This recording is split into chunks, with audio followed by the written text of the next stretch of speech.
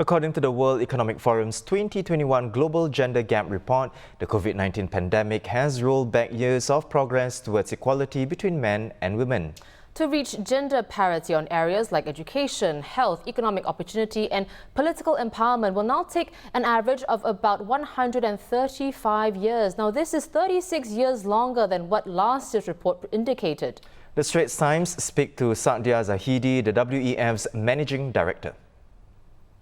Globally, across the world, it's clear that the world has largely closed health-related gender gaps.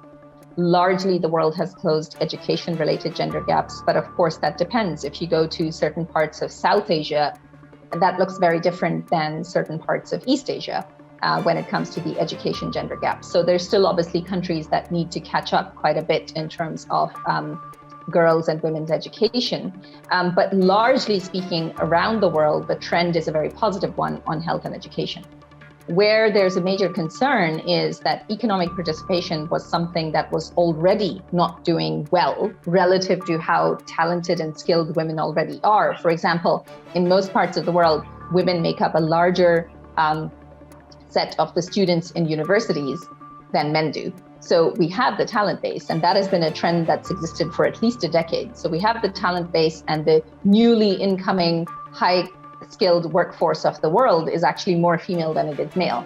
But they're not getting the same opportunities in the workplace. And that's where there would be a concern about losses. And that is where business can really step up and set the frame for a more equal direction. And it's important for them. That is where diversity, creativity, ideas, innovation will come from, by having a more diverse workforce.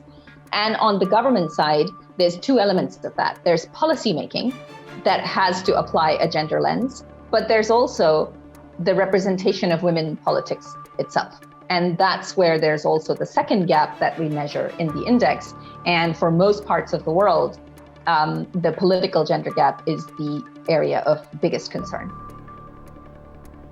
Well, Singapore is ranked 54th out of 156 countries, almost attaining equality in educational attainment as well as health and survival. Our lowest scoring area was political empowerment. Overall, the Nordic countries once again dominated the top of the table, with the gender gap narrowest in Iceland for the 12th year running, followed by Finland and Norway. New Zealand took fourth place.